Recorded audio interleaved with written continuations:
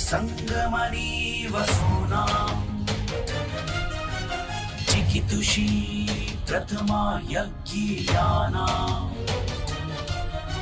तां मा देवा व्यदध पुरुत्रा भूरिस्थात्रां भूय विषयन्ति। भारत विक्रम, भारतवर्ष की अक्षय कीर्ति गाथा।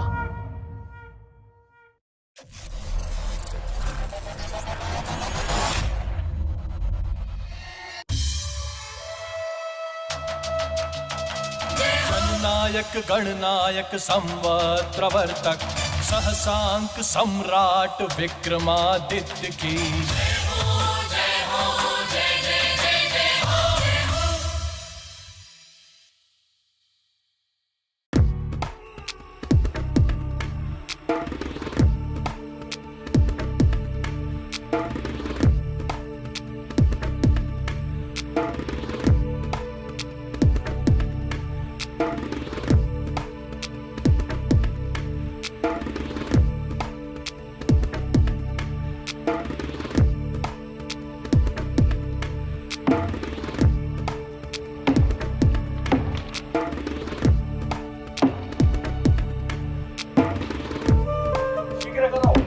हमारे पास बिल्कुल समय नहीं है।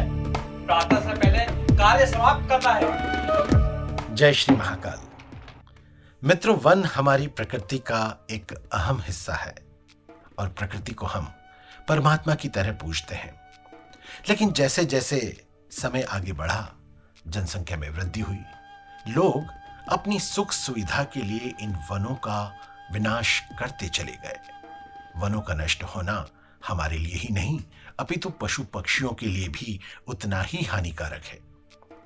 महाराज विक्रमादित्य अपने पूर्वजों की परंपरा के अनुसार समय समय पर वन भ्रमण कर इन वृक्षों की समुचित सुरक्षा, वन पशुओं के संरक्षण एवं वन्य जनजाति का दुख सुख जानकर उनका सहयोग करते रहते थे। इसी संदर्भ में कुछ लोग वन क्षेत्र की समस्या लेकर महाराज के दरबार में पहुंचते हैं। आगे क्या होता है, आइए देखते हैं। महामंत्री जी,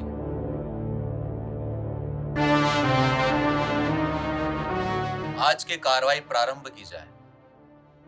महाराज, हमारे आसपास के वन क्षेत्र के कुछ ग्रामीण उनकी समस्याएं लेकर आए हैं। कहिए, क्या समस्याएं हैं आप लोगों की? महाराज, आपका वनों के प्रति लगाव सर्वविदित है, लेकिन महाराज, हमारे क्षेत्र के आसपास के कुछ वनों में कटाव हो रहा है। हमें एक गांव से दूसरे गांव तक जाने के लिए वनों से होकर निकलना पड़ता है।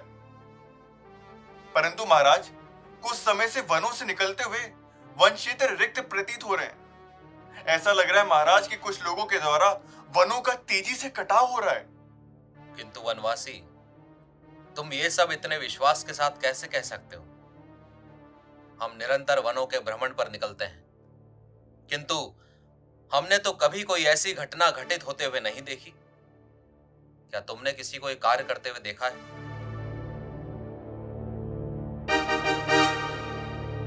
नहीं महाराज, पर एक रात्रि मुझे किसी कार्य के लिए दूसरे क्षेत्र जाना था।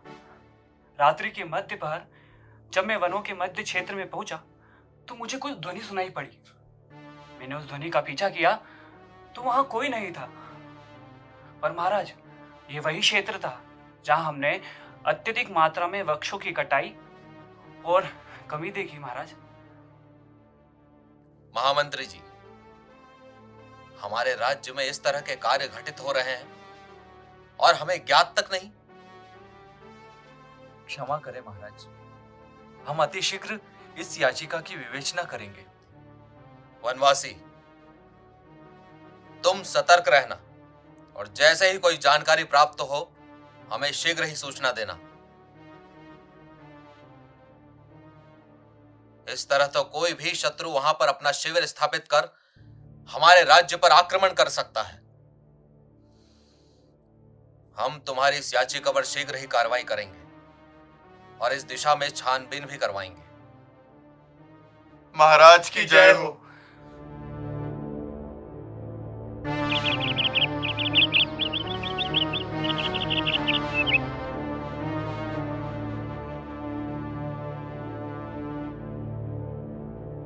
प्रणाम महाराज। प्रणाम महामंत्री। विराजिए।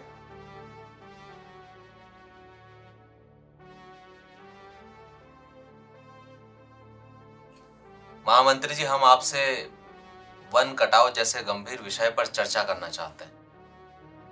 महाराज, मुझे भी समझ में नहीं आ रहा है कि ऐसे गंभीर अपराध पर कैसे रोक लगाई जाए।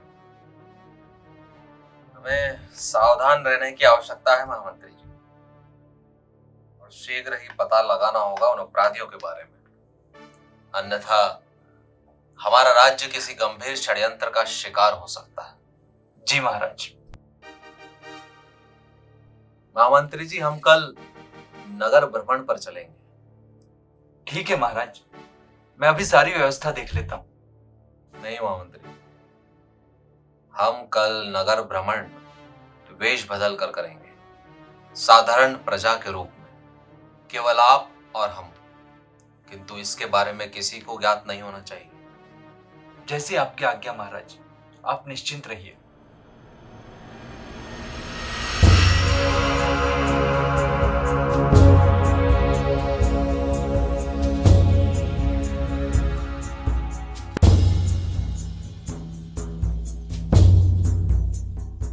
महाराज, इस तरह भ्रमण करके हम कैसे पता लगा पाएंगे? उचित कह रहे हैं महामंत्री जी, किंतु हमारे पास कोई विकल्प भी नहीं। महामंत्री जी, हमें बड़ी सावधानी से हर व्यक्ति और व्यापारी से बात करनी होगी जिस पर भी हमें संदेह है, क्योंकि बिना नगर के भीति के वन का कटाव नहीं हो सकता। जी महाराज।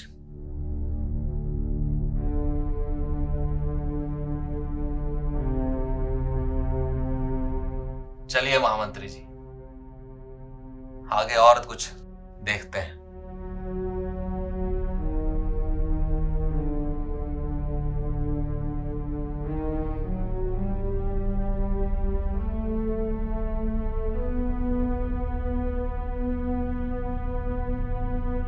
महामंत्री जी, यहाँ सभी निवास साधारण हैं, किंतु ये निवास कुछ अलग प्रतीत होता है। इसके बारे में ज्ञात कीजिए, ये किसका निवास है? जी महाराज।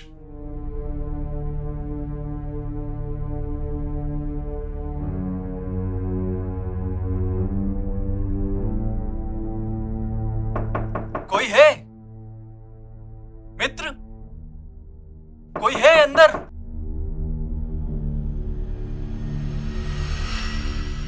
कोई है अंदर? जी कहिए। बहन, मेरे मित्र सुखीराम को बुला दीजिए, मैं बहुत दूर से उससे मिलने आया हूं। अच्छा ठीक है। अरे पर यहाँ कोई सुखीराम नहीं रहता, ये तो मेरे पति शंकर का घर है, जो इस राज्य के वन क्षेत्र के वनपाल हैं। क्षमा करें बहन, बहुत देर से मित्र का घर ढूंढ रहे हैं, बहुत प्यास लगी है, थोड़ा जल मिलेगा पीने के लिए? जल? अच्छा ठीक है, ठहरो, अभी लेकर आती हूँ।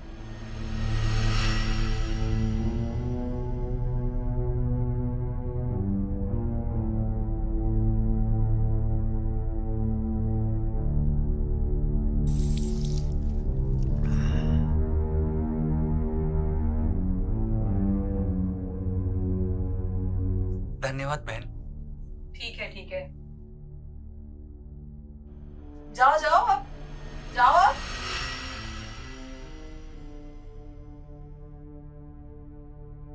सुखीराम बड़े आए ढूंढने वाले। महाराज, वनपाल का घर बहुत ही सर्वसाधन युक्त था, और उसकी पत्नी की बुद्धि तो महाराज, मेरा कहने का मतलब है कि उसकी पत्नी की वेशभूषा देखकर तो ऐसा लग रहा था जैसे कि वो किसी धनाढ्य व्यक्ति विशेष का घर हो। और महाराज, मैंने वहां पर एक बात पर और ध्यान दिया, उसके घर की साज सज्जा बहुत ही सुंदर काष्ठ कलाकारियों से सज्जित थी। महामंत्री जी, हमें वनपाल से भेंट करनी ही होगी। जी महाराज। आइए, हम उसके निवास से कुछ दूर खड़े होकर उसकी प्रतीक्षा करते हैं। जी महाराज।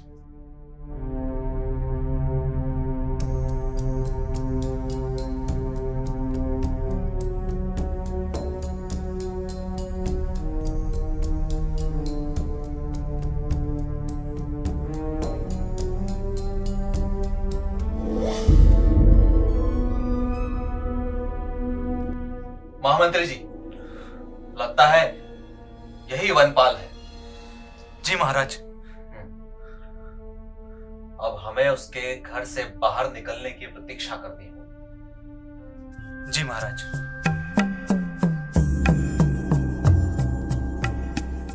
थोड़ी देर में वनपाल अपने आवास से बाहर निकलता है। महाराज और महामंत्री उसके पीछे निकल पड़ते हैं। कुछ दूर पर महाराज और महामंत्री जोर जोर से रोने का नाटक करते हैं। तभी वनपाल की नजर उन पर पड़ जाती है। वनपाल उनके पास आकर बोलता है। क्या बोलता है, आप ही देख लीजिए।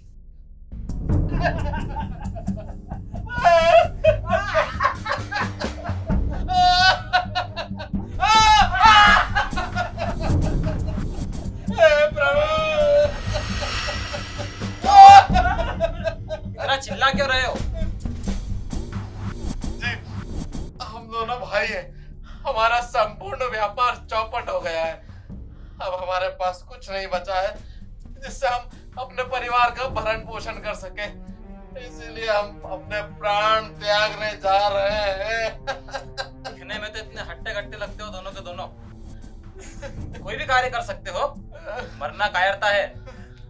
सही कहा भाई, पर हम क्या कार्य करेंगे? हमें कौन कार्य देगा? दोनों हट्टे कट्टे हैं, मुझे इन्हें सामन से मिलवाना चाहिए। ठीक है, मैं तुम्हें यहाँ के सामन से मिलवाता हूँ। वो अवश्य तुम्हें कोई ना कोई कार्य जरूर देंगे। जी।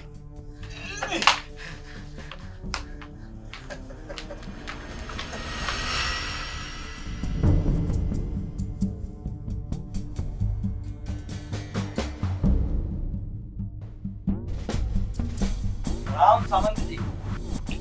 आओ वनपाल, आओ। ओ, क्या समाचार है? ओ, जो कार्य हमने तुम्हें सौंपा था, कहां तक पहुंचा? बस उसी योजना में लगा हूं। शीघ्र करो भाई। और ये दोनों भाग्य के सताए हुए हैं। व्यापार चौपट हो गया है और तो और भुखमरी की नौबत आ गई है। परिवार के भरण पोषण के लिए कार्य की आवश्यकता है।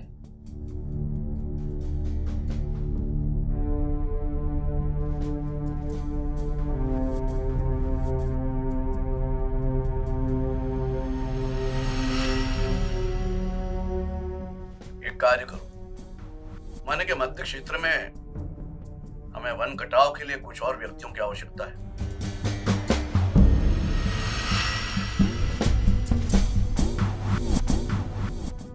इन्हें उसी काम के लिए लगा दो। ठीक है।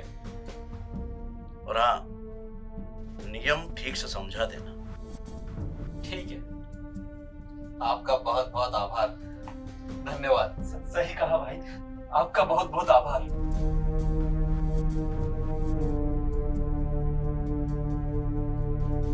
अंततः महाराज की योजना सफल हुई। अब बस सभी को रंगे हाथ पकड़ना बचा हुआ था। वनपाल ने दोनों को अगली रात्रि को वन क्षेत्र के मध्य में बुलाया। आगे क्या होता है, आइए देखते हैं।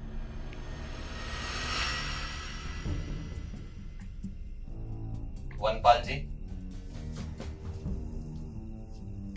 आ गए तुम दोनों? जी। चलो सब अपने अपने कार्य में लग जाओ। और तुम दोनों भी वनों का कटाव कर काष्ठ के लट्ठे बनाना चालू करो। जाओ। जी।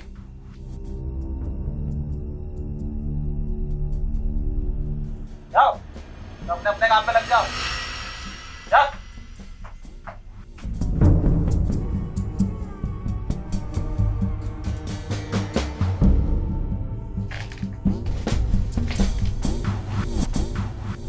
महामंत्री जी, हमें ये कार्य करना ही होगा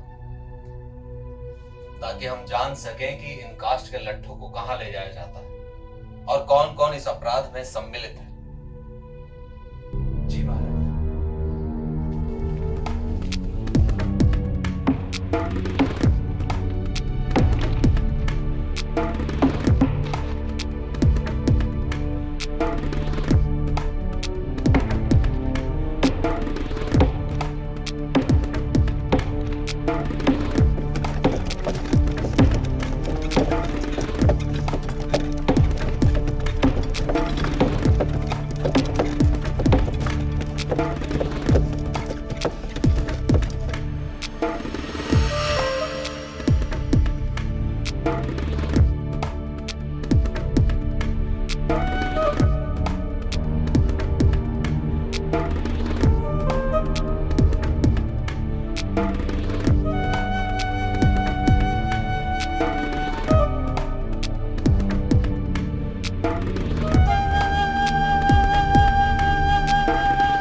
वनपाल जी,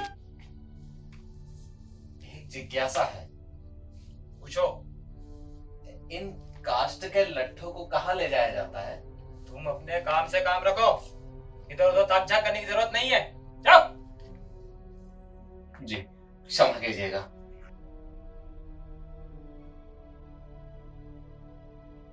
प्रणाम महाराज। प्रणाम महामंत्री। महामंत्री, हमारे राज्य में हमारे ही लोग इस कार्य को कर रहे हैं। इतनी बड़ी त्रुटि कैसे हुई? क्षमा करें महाराज। नहीं महामंत्री, हमें उन सभी को रंगे हाथों पकड़ना होगा। अगली रात्रि हम फिर वहां जाएंगे। आप एक सैन्य टुकड़ी को तैयार कीजिए। जब वहां काष्ठ को बैलगाड़ियों में रखा जाएगा, हम तभी उन सभी को बंदी बना लेंगे। जैसी आपकी आज्ञा महाराज।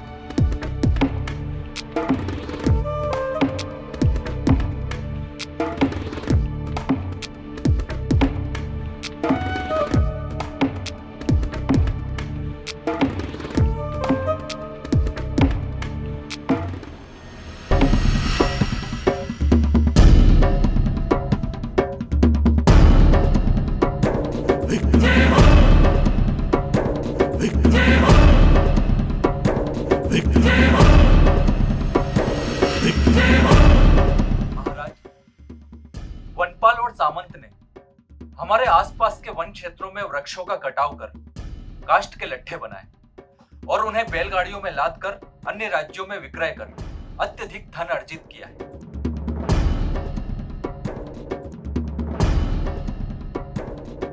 यही नहीं महाराज, इन्होंने वन क्षेत्र के पशुओं का वध करके उनके मांस को अन्य राज्यों में विक्रय भी किया है।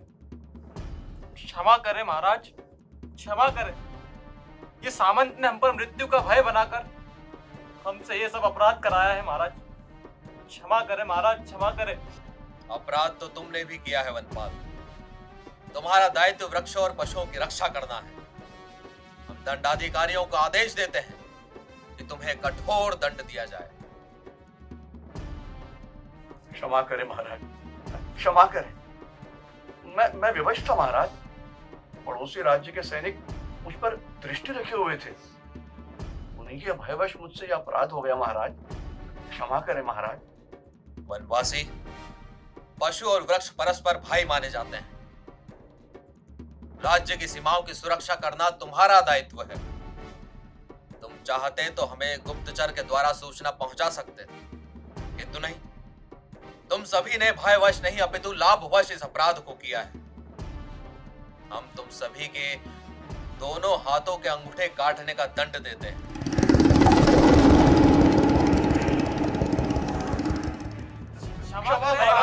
नहीं महाराज, भयानक दंड मत दीजिए महाराज। क्षमा करें, क्षमा करें महाराज। अब हम कभी ऐसा नहीं करेंगे महाराज। तुमने अपने दायित्व का पालन न करते हुए सामंत के साथ मिलकर अपराध किया है। तुम्हें कठोर कारावास का दंड दिया जाता है।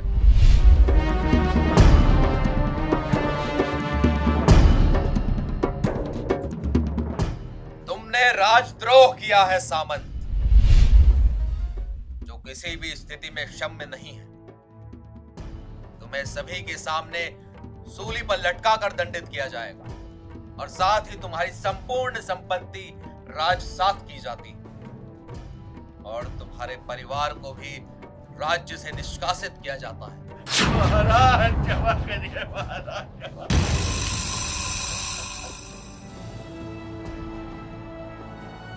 मुझे मृत्यु दंड मत दीजिए महाराज, क्षमा करिए। अब कदापि ऐसा नहीं होगा महाराज, कदापि नहीं होगा। महामंत्री जी, दंड की प्रक्रिया शीघ्रता से की जाए। जो आज्ञा महाराज।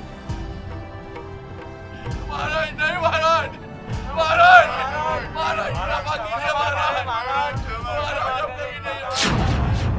और देखा आपने किस तरह विक्रमादित्य ने अपनी सूझबूझ से इस समस्या का निराकरण किया और दोषियों को दंड दिया।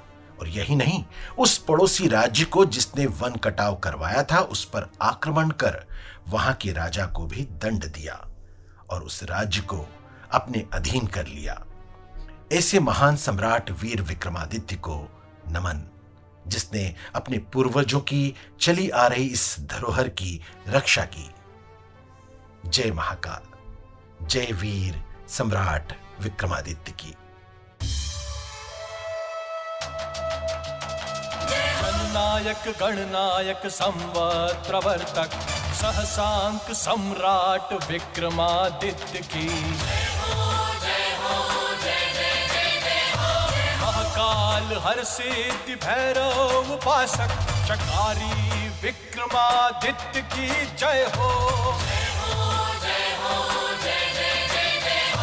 ज्ञान विज्ञान कला संगीत ज्योतिष पुरोधा विक्रमादित्य की। मुक्त करता प्रजा दुख हरता जनप्रिय महाराज विक्रमादित्य